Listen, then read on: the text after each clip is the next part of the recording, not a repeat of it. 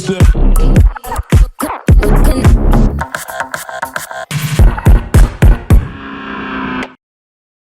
Hola, bienvenidos a un nuevo episodio de Tirando Data. En este episodio nos acompaña Daniel Salvador, quien fue presidente de la Unión Cívica Radical de la provincia y vicegobernador también de la provincia de Buenos Aires. ¿Cómo estás, Daniel?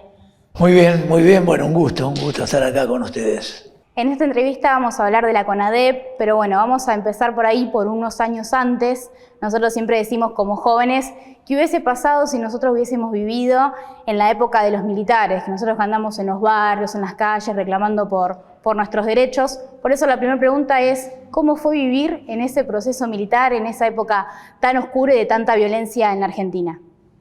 Bueno, la verdad que fue un momento muy difícil. El temor era la característica. La sociedad argentina es una sociedad básicamente solidaria, siempre en general preocupado por el vecino, por el amigo. Y esto era un tiempo que el miedo había llegado a tal extremo y la violencia que se cambió esa característica. Y era común que la gente estaba encerrada, que llegar la noche era realmente un momento de mucho temor en general, y aparte que eran hechos de violencia que se sucedían permanentemente. Cuando no eran muertes, eran en explosiones, eran atentados, era desaparición de personas que en ese momento se pensaba que básicamente estaban privados de la libertad. Por lo tanto, todo ello fue creando un clima que hacía que la vida sea muy difícil en la Argentina, y básicamente con un gobierno militar que había hecho de la violencia su característica principal, pero aparte dominaba todos los centros de poder, tanto económicos, sociales, educativos y mediáticos, comunicacional. Por lo tanto, también mucha gente hasta tenía dudas de qué era lo que estaba pasando, o había desconocimiento. Por lo tanto era miedo convertido en el tiempo en terror y desconocimiento. Daniel, y nosotros sabemos que el radicalismo, que Alfonsín en la campaña del 83 proponía un juicio a los militares, proponía la verdad, el esclarecimiento de los hechos, pero también sabemos que había otros partidos políticos, otros dirigentes de ese entonces que proponían el olvido, no meterse. ¿Cómo fue el clima social? ¿Cómo fue tomado por la sociedad el anuncio de la creación de la CONADEP cuando lo anuncia Alfonsín? Bueno, efectivamente, quizás uno de los aspectos centrales de esa campaña del 83 fue las políticas a seguir en relación al gobierno militar, a los gobiernos militares anteriores. Argentina venía de un proceso desde 1930, que fue el primer golpe de Estado, sucesivamente entre gobiernos democráticos que se alternaban con gobiernos militares, con gobiernos de facto. Y el doctor Alfonsín lo que tuvo la absoluta claridad, aparte de que había sido un golpe militar esencialmente violento y con el tiempo se iba a comprobar genocida, pero aparte de ese hecho que después de cada golpe militar había una impunidad constante y plena para todos aquellos que lo habían dado, y encontraba en eso una parte importante de la repetición de esas alteraciones al orden democrático. Entonces, desde un primer momento tuvo en claro que la bisagra en la historia para poder hacer realidad la idea de democracia para siempre era en la medida de que esa impunidad que venía siendo esa moneda corriente ahora cambie. Entonces, sus propuestas básicamente se conformaban con esa idea, aparte de otros temas centrales, pero el objetivo principal de ese gobierno era restablecer la democracia, pero no por un par de años, sino, como se solía decir, democracia, algunos decían por 100 años, o democracia para siempre. Y en ese sentido decía que era imposible que se pueda construir una democracia duradera con lo que hubiese sido una claudicación ética de no investigar los derechos humanos violados anteriormente, y que era inviable en ese marco de que los militares no sean juzgados, siguiendo siempre el debido proceso. Entonces, con el correr de la campaña, anticipó que se iba a dejar sin efecto una ley de autoamnistía que se habían dado los militares, y que se iba a ordenar el juzgamiento, y que básicamente se iba a buscar todos los mejores mecanismos para que se sepa la verdad de lo que había ocurrido en la Argentina, y que esa verdad no quede centrada exclusivamente en algún grupo minoritario, sino que sea una verdad conocida por la sociedad entera. Y ese fue un eje de la campaña, básicamente porque la lista opositora, que quizás en aquel momento inicialmente aparecía como la que tenía muchísimas posibilidades de ganar, que era la lista del justicialismo, y que la encabezaba el doctor Luder, automáticamente sostenían la otra postura, que era inviable hacer ese juzgamiento, por lo tanto iban a respetar la ley de autoamnistía. Así que eso fue planteado, y bueno, ese 30 de octubre del 83, básicamente hubo una campaña que terminó en medio de una gran alegría, pero también con muchas dudas si se podía llevar adelante ese compromiso de campaña de llevar al banquillo de los acusados a quienes habían cometido esos tremendos crímenes en la Argentina. Así que era todo por ver, se iba a poder hacer o no, y bueno, seguramente esto un poco para ir conversando, pero el gran logro de Alfonsín fue en esos primeros 5 días de gobierno, donde se despejaron todas las dudas, porque en esos días deja de lado, sin efecto, anula la autoamnistía que se habían dado los militares, ordenan el procesamiento tanto de los militares como de los cabecillas de los grupos guerrilleros. A los efectos de conocer toda la verdad, opta por una comisión, que no era una comisión bicameral, sino una comisión absolutamente independiente, conformada por hombres y mujeres con independencia de lo que era el poder político y el partido de gobierno, y también impulsa una reforma al Código Militar, porque la idea era que si los militares estaban dispuestos que se juzguen a través del Consejo Supremo, pero se tomó recaudo con esa modificación que si no lo hacían en tiempo o no, claramente no había una voluntad de hacerlo, la justicia federal iba a llevar adelante esa tarea tan importante, que fue lo que finalmente ocurrió. Daniel, y como mencionabas, que fue un proyecto en la campaña, y después, a los pocos días de asumir, el doctor Alfonsín, a los 5 días, ordena la creación de esta comisión. ¿Cómo fue el clima al, instalarse tan rápidamente esta comisión, esta creación y la búsqueda además de la verdad y la justicia? ¿Cómo lo tomó la sociedad en ese momento? ¿Fue algo que impactó, que era necesario? ¿Cómo fue el clima social al enterarse de esa noticia? Bueno, el primer momento, todo esto, ten en cuenta que la elección es un 30 de octubre, y cuando se asume el poder ya es el 10 de diciembre, y en ese interín el doctor Alfonsín empieza a conformar su gobierno en un hotel céntrico, en el Hotel Panamericano en ese tiempo. En el caso mío, allí me llama a los pocos días para indicarme perfectamente cuál era su idea en esta materia, y que él iba a tomar contacto con quienes iban a ser integrantes de esa comisión, y quería que posteriormente yo me contacte con ellos, que vaya buscando un lugar donde se iba a funcionar, y claramente que el objetivo que tenía esa comisión era más que una investigación desde el punto de vista estrictamente judicial, una investigación que pueda realmente tomar un conocimiento a través de los distintos medios de lo que había ocurrido y transmitir. O sea, el tema era averiguar toda la verdad y que esa sea una verdad creíble y que llegue al conjunto de la sociedad. Ni bien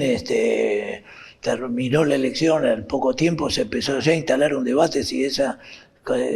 iba a ser una comisión bicameral o una comisión como la había propuesto inicialmente el doctor Alfonsín, que finalmente fue como se hizo. No es que en forma inmediata recogió un acompañamiento, porque todavía existían dudas y existían temores. A partir de la conformación y después de una integración posterior de Graciela Fernández Meijide, los propios organismos de derechos humanos, que primero eran reticentes porque eran más partidarios para una comisión bicameral, empezaron a acompañar, y ahí fue en aumento y empezamos a funcionar en una pequeña oficina en el Centro Cultural San Martín, y después ya terminamos utilizando 2 pisos y empezamos tomando muy pocos testimonios, y después pasaron a ser una cantidad muy, muy importante de testimonios. Arrancamos también con personal de distintas áreas del gobierno, que a los pocos días de recibir testimonios tan duros, tan dramáticos, prácticamente se hacía insostenible y tuvimos que ir cambiando permanentemente hasta que finalmente hubo un aporte muy importante de organismos de derechos humanos con hombres y mujeres ya más experimentados en esos temas para poder empezar a tomar los testimonios, y fue algo que fue creciendo y de golpe fue teniendo un acompañamiento periodístico muy importante, porque hacíamos inspecciones en lugares que habíamos comprobado que eran lugares de detención, de tortura, que después los denominamos centros clandestinos de detención, o haber concurrido al cementerio donde se generaban exhumación de cuerpos a los efectos de su posterior identificación. Entonces todo eso iba siendo acompañado por periodismo y se iba contando lo que iba ocurriendo. Posteriormente llegamos a tomar testimonios de gente que vino del exterior, porque había ese temor que se mantenía por años, porque también la duda era si iba a ser un gobierno que investigando a aquellos que habían entregado el poder y que todavía mantenían sus ámbitos de influencia en el pensamiento nacional, si podían o no avanzar en esta tarea. Por lo tanto, había temor, hubo incluso aviones que especialmente llegaron desde el exterior con personas para atestiguar y que querían volver en forma inmediata. Así que yo diría que al cabo de los primeros 2 o 3 meses, la comisión, con un gran compromiso de todos los integrantes, más las declaraciones y más los testimonios, más todas esas inspecciones que se fueron haciendo y el acompañamiento de equipos de médicos y de genetistas que ayudaban y mucho en la identificación, fue tomando un volumen enorme, y hizo que una comisión que teníamos la idea de terminar en 6 meses, después se hubo que postergarlos por 3 meses hasta concluir finalmente con el informe, donde contiene todo ese informe que se denominó Nunca Más, toda la tarea llevada a cabo por la comisión, con los señalamientos y la individualización de todas las personas que se pudo llegar en ese tiempo. Daniel, volviendo un poquito a tu labor dentro de la comisión y demás, vos contabas el tema de los testimonios. ¿Qué sensación tuviste vos al recibir tantos testimonios tan duros? ¿Cómo fue ir a buscar, a investigar sobre las fosas que estaban las víctimas, ¿no?, de la dictadura? Y seguramente recibiendo muchas presiones de todos lados, ¿no? Porque bueno, nadie quería que se investiguen o quería que se metan y demás. ¿Cómo fue personalmente tu sensación dentro de tu labor? Fue una etapa muy dura, muy dura. En el caso mío, bueno, tendría 30, 31 años en ese tiempo, era un joven abogado que no venía tampoco del ámbito de los derechos humanos y realmente en pocos días fue entrar en una situación de una dureza inimaginable. Cada testimonio, que eran hombres, mujeres, que incluso tenían la esperanza de encontrar a sus familiares, de reencontrarse con ellos. En muchos casos uno ya sabía que en muchos de esos casos ya no iba a ser posible, pero la esperanza era latente y bueno, eran testimonios desgarradores. Lo mismo que haber participado en cementerios, en fosas, en todo lo que fue ese proceso para quienes no teníamos mayormente experiencia en ese tema, era volver a nuestras casas con una carga tremenda y a eso se sumaban efectivamente todas las cuestiones de presiones. Había presiones de militares, de sectores militares,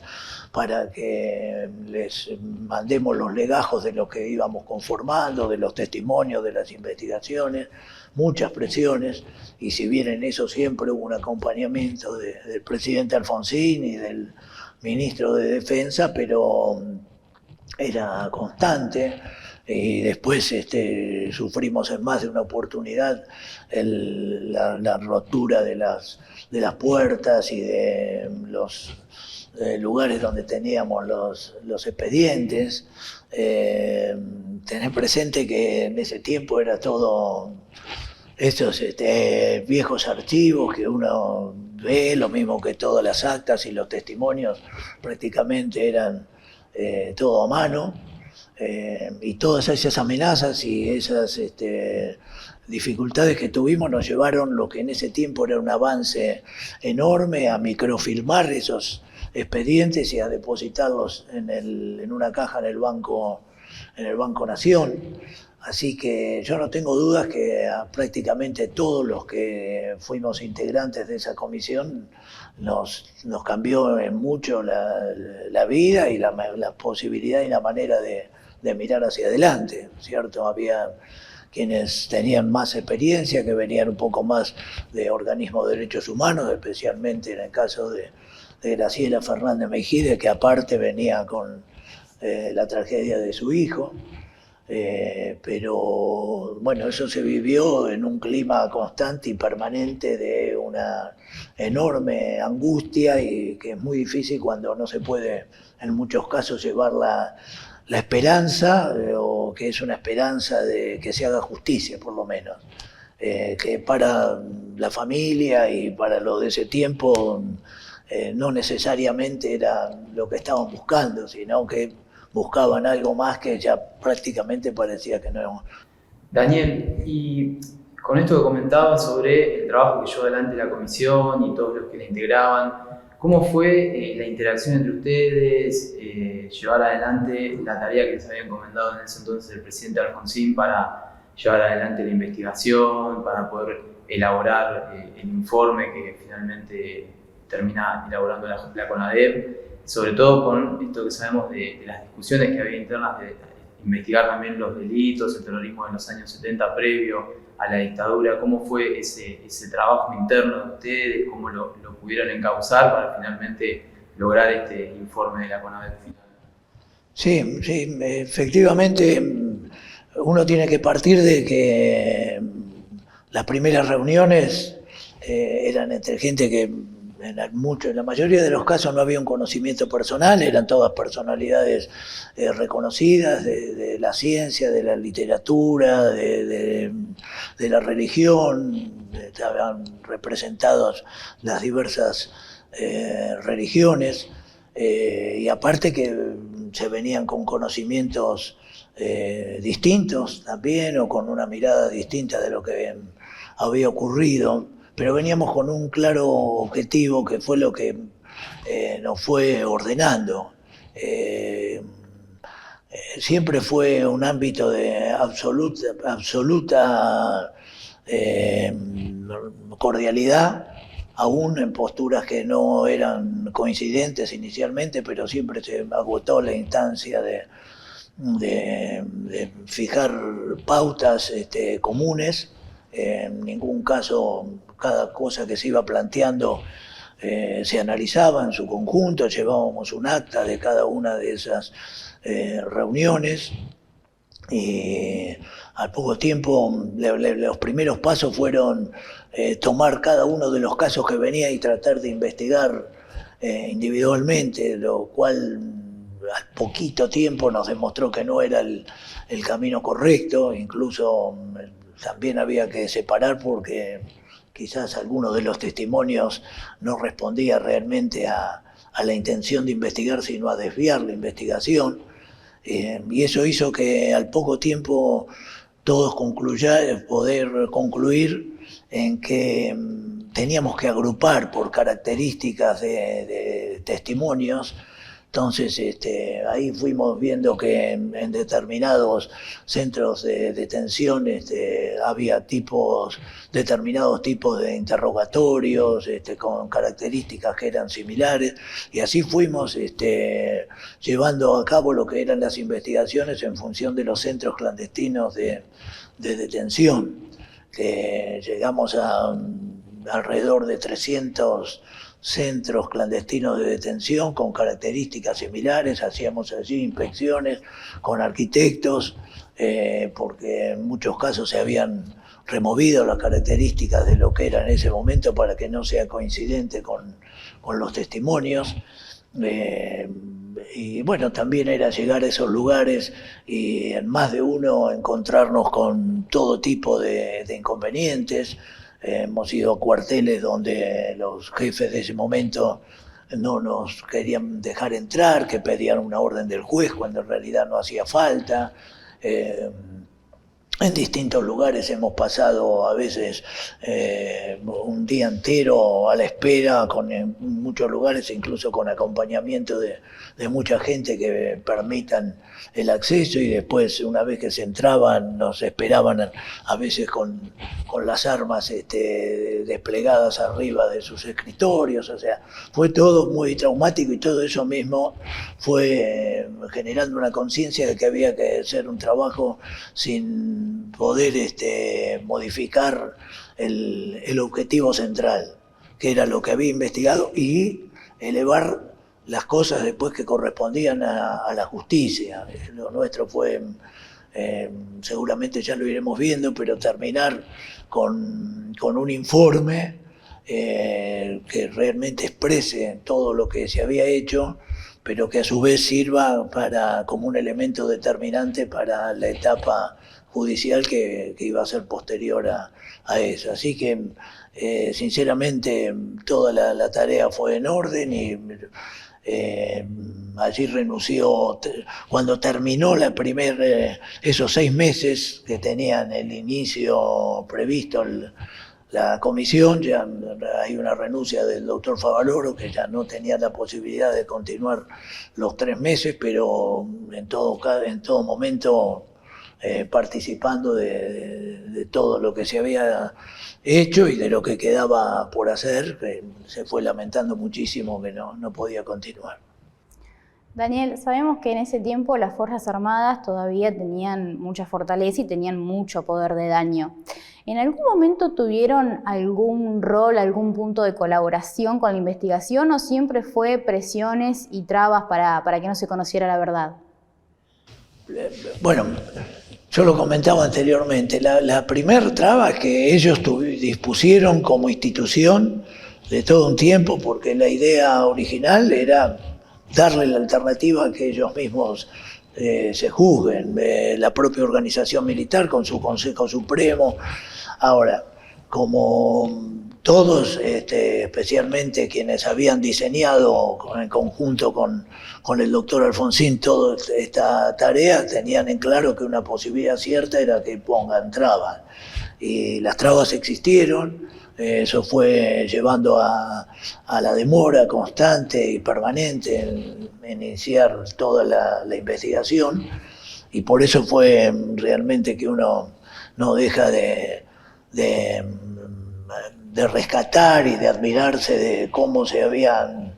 analizado y estudiado previamente cada uno de los pasos, porque todo se hizo conforme a derecho, no hubo en lo más mínimo un desvío, ni siquiera con las leyes que hacen a la retroactividad en materia penal, e incluso en esta alternativa de que primero agoten la instancia el Consejo Supremo de las Fuerzas Armadas, que se tomó recaudo con una ley que decía que si no lo llevaba a cabo en los tiempos y entraba en mora, ahí es donde tenía acceso la justicia federal, como finalmente ocurrió.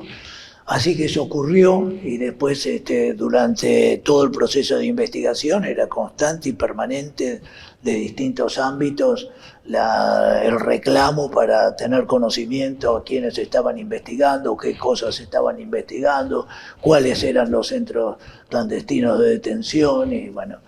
y por distintas vías se hacían llegar ese tipo de reclamos que obviamente no en ningún momento se procedió, más allá de que en más de una oportunidad se debatió ese tema de acuerdo a los canales que se utilizaban para hacer llegar el pedido. Pero bueno, pese a eso, nosotros supimos que la tarea nuestra era toda la verdad. Y después venía la otra etapa, que era la máxima justicia posible en una democracia que estaba dando sus primeros pasos y donde una parte importante de la sociedad había votado la otra opción, que por otro lado en esta comisión, en la CONADEP, los nombres de los que fuimos integrantes los puso el propio presidente, pero a su vez invitó a las cámaras de senadores y a la Cámara de Diputados para que de su seno cada una de ellas integren a 3 representantes. En este caso, en la Cámara de Diputados, la minoría no lo quisieron integrar y fueron 3 diputados del radicalismo, el diputado Piusira, el diputado López y el diputado Huarte. Y del Senado, que directamente el partido de gobierno no tenía, el radicalismo concretamente no tenía mayoría, decidió el cuerpo no enviar representantes, por eso no hubo senadores, o sea, por eso la idea era la máxima justicia posible en una democracia que estaba dando sus primeros pasos, es decir que había también sectores que se oponían claramente a la investigación. Hablando también de una de las integrantes de la comisión, Graciela Fernández Meijide, en su libro La historia íntima de los derechos humanos en Argentina, que justamente le dedica a su hijo, ella habla en un capítulo que ella lo denominó ¿Qué le decimos a Doña María?, de aquellas denuncias que llegaban pero no tenían el sustento en testimonios o por ahí en evidencias. ¿Cómo fue trabajar también en poder hablar con los familiares y darles una solución o poder decirle, bueno, no hay evidencias, no podemos llevar esto a la justicia? ¿Cómo fue trabajar? Porque aparte, obviamente, era un clima seguramente de mucha nostalgia, de mucha tristeza y desesperación, lógicamente. Sí, es así. Incluso los testimonios que no se quienes habían modificado la organización de su domicilio, llevando los dormitorios o el dormitorio abajo a la espera de tener siempre esa alternativa de tener la llegada de su hijo, de su hija, de su familiar. Y nosotros tomamos una decisión y en parte fue una de las explicaciones fundamentales que pudimos dar y que después sirvieron como base que podía avanzar esa investigación y llegar a esa máxima justicia posible independientemente de la aparición, en tanto y en cuanto se pudieran tomar aquellos casos que tenían un verdadero sustento. Entonces, sobre miles de denuncias que recibimos, miles, elegimos aquellas que tenían sustento, pero todo se presentó como un plan sistemático de secuestro, de tortura, de interrogatorios, de muerte y o desaparición. y que eso se tenían que sustentar en aquellos casos que efectivamente tenían solidez como para poder avanzar después en la instancia judicial. Y bueno, desde ya que para todos aquellos que esperaban reencontrarse con su ser querido,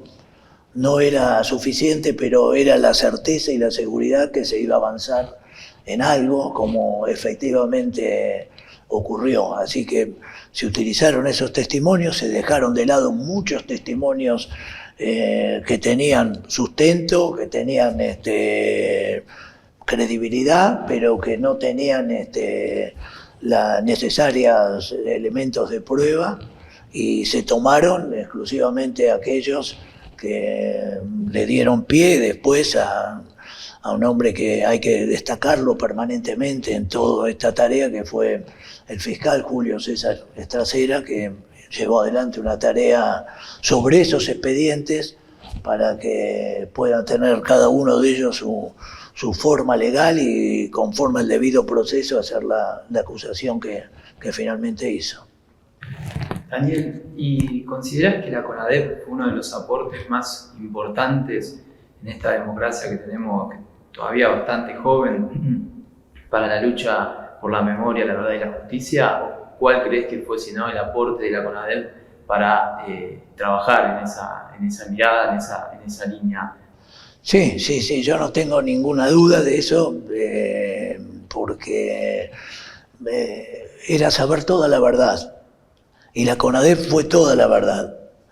La CONADEP en realidad generó al poco tiempo de funcionar y en la manera que lo hizo y cómo se fueron transmitiendo, y después con ese tremendo informe, el Nunca Más, donde es la descripción real de todo lo que había ocurrido, logró algo que fue previo a la justicia, fue una condena moral. La condena moral de la sociedad argentina, del pueblo y del mundo, porque dio pie a una investigación que no se había llevado en ninguna parte del mundo, que era investigar a los que habían entregado recientemente el poder, que mantenían efectivamente todos en todos los distintos ámbitos su poder de influencia, y que se llevó a cabo por tribunales civiles. Y todo eso se basó básicamente en la CONADEP. Entonces la CONADEP significó esa condena moral que fue previa a las condenas en la justicia, y a su vez el informe fue de tal magnitud que sirvió de base procesal para la acusación que llevó adelante el doctor Estracera. Así que toda esa recuperación de la democracia con esta mirada para adelante y para siempre se basaba en la verdad y en la justicia. Y la verdad, obviamente todo ello llevado a cabo con una decisión política inquebrantable del presidente Alfonsín, que llevó a la práctica todo aquello que había dicho en la campaña relacionado con los derechos humanos, y que soportó. Si la CONADEP tuvo presiones, muchas más presiones las tuvo él en su calidad de presidente, no solamente en el orden nacional, sino presiones también internacionales, sobre la base de que era imposible consolidar una democracia, y él claramente se mantuvo esa idea y nos acompañó y nos apoyó en todo para que podamos concluir con esta tarea tan importante como es poder decir la verdad, y que esa verdad sea creíble por la sociedad, construyendo esa gran condena moral que después permitió avanzar la justicia por los pasos que correspondían. Daniel, ¿y para vos quedó alguna deuda, algo pendiente del gobierno de Alfonsín o de la CONADEP para reconstruir y para afianzar la democracia en ese momento? Algo que haya faltado para hacer las bases sólidas de la democracia que tenemos hoy en día. En realidad, el primer paso era convivir con una democracia culturalmente y no permitir nunca más golpes de Estado. Solía decir en la campaña Alfonsín con la democracia se come, se educa, se cura, o sea, todas las bondades de la democracia, que claramente no era para resolverlo en ese tiempo, ni siquiera en un periodo de gobierno, sino eran lo que se puede y se debe hacer en la democracia. El respeto, la honestidad en la función de gobierno, la justicia independiente, la no impunidad. Pero esas eran las deudas pendientes. La tarea de ese momento claramente era recuperar la democracia y generar las condiciones para que nunca más haya golpes de Estado. Después hubo muchas cosas que, producto de la democracia, se tienen que generar, que las intentó, y en muchos casos hubo modificaciones importantes, incluso era una situación social compleja y puso un programa alimentario nacional. Era claro que había que resolver problemas de la educación y llamó un congreso pedagógico para generar las bases de un nuevo modelo educativo. Garantizó una justicia independiente, avanzó en leyes tan trascendentes como la patria potestad o la ley del divorcio, pero la situación económica, social, ni del mundo acompañaba las necesidades de la Argentina, ni la misma realidad en la Argentina, que donde empezó a haber conflictos, claramente no se dio el tiempo, pero lo más importante desde mi punto de vista, por eso yo suelo decir que es el gobierno más exitoso, porque el objetivo de ese gobierno era garantizar la democracia para siempre. Y todos los problemas que venimos teniendo desde ese momento hacia adelante demuestran que eso se dio. Porque acá hemos tenido problemas sociales, problemas económicos, incluso alguna levantada de algún sector militar, y lo seguimos teniendo, problemas económicos y sociales, pero la democracia desde ese punto de vista no está atacada. Sí está atacada en cuanto a esos resultados, que ya no pueden ser deudas pendientes, que hay que hacerse cargo y que con toda claridad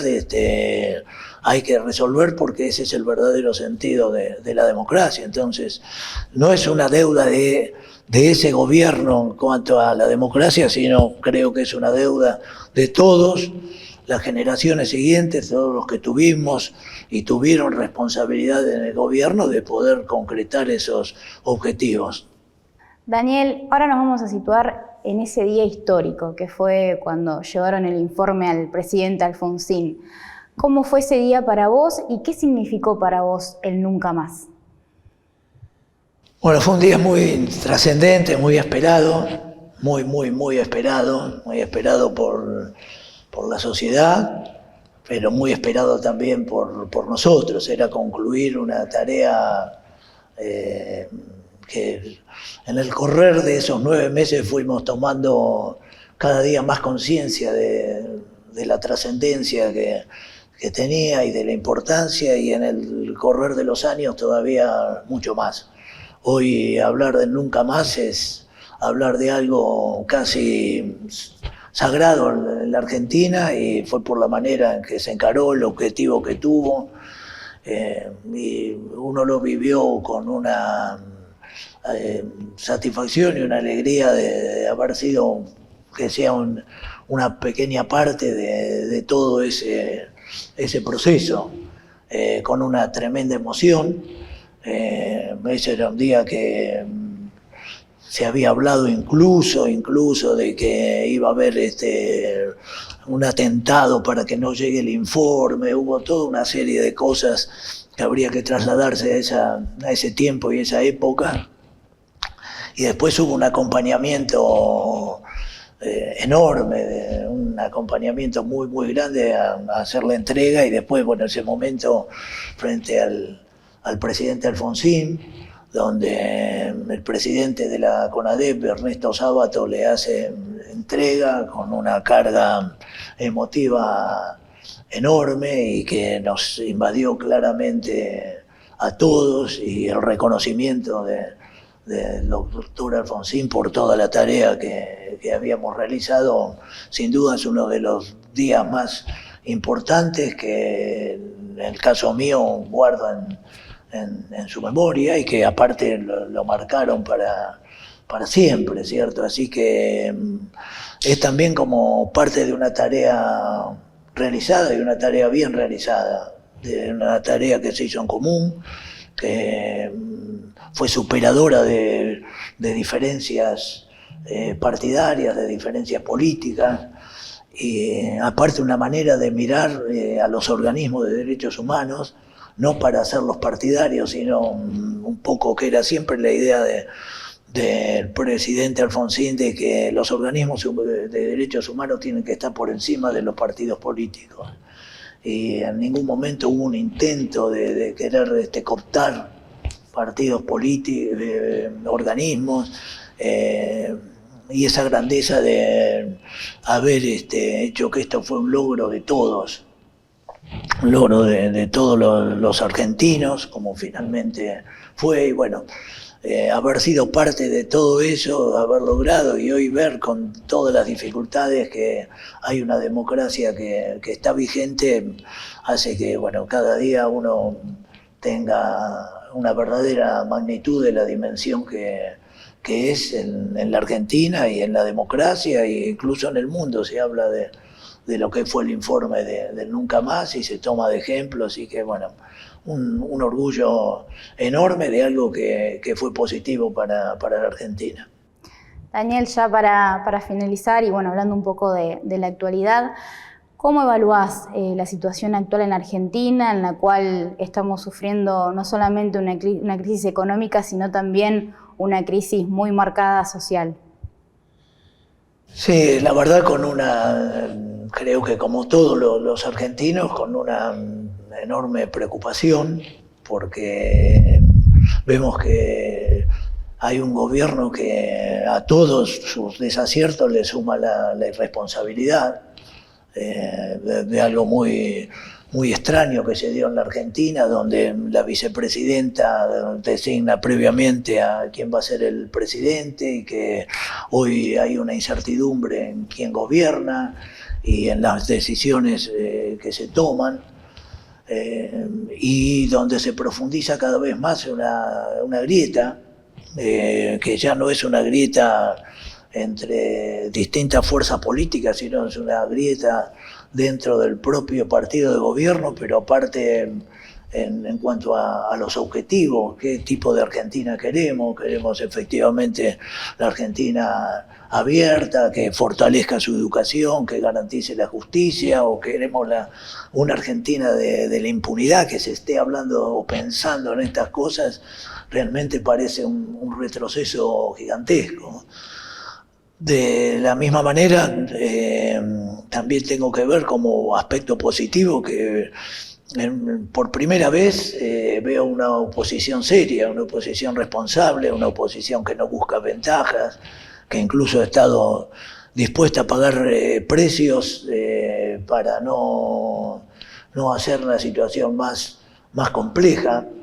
y tener la expectativa y la esperanza de saber que estamos en un país que tiene condiciones serias y sobradas como para poder encauzar, pero es ponerle un rumbo al país, poner un rumbo, que el gobierno que surja tenga claro lo que hay que hacer, y que la sociedad tenga en claro que si se hacen bien las cosas va a requerir esfuerzo y va a requerir tiempo, y que es fundamental que el gobierno que viene, creo que el aporte que hay que hacerle a la democracia argentina es que el gobierno que viene sepa desde el primer día qué es lo que hay que hacer, que lleve adelante las medidas, que informe, que se ponga objetivos medidos, no desmedidos, y que sean objetivos que se puedan ir mostrando como logros parciales en el camino a poner a la Argentina en el lugar que todos nosotros queremos, y sabemos que la Argentina lo puede porque lo ha tenido y que tiene condiciones, pero hay que empezar a reconstruirla desde esa base y con un acompañamiento social. Es necesario que el gobierno marque ese camino, que marque un rumbo, que la gente lo acompañe Y en un país donde tenemos elecciones cada 2 años, es importante que cada 2 años la gente vote confiada, y que solamente se vota confiada no por lo que se dice, no por las palabras, sino por lo que ve. Así que creo que ese es el gran desafío para que todo el esfuerzo gigantesco que generó de generaciones para que haya definitivamente una democracia en la Argentina pueda demostrar que con la democracia se dan esos valores sociales, económicos, educativos, de equilibrio, que sea una sociedad donde se pueda progresar y donde el trabajo sea la fuente de crecimiento de los argentinos. Muchísimas gracias, Daniel. Gracias, Daniel. Y nos vemos en el próximo episodio de Tirando Data.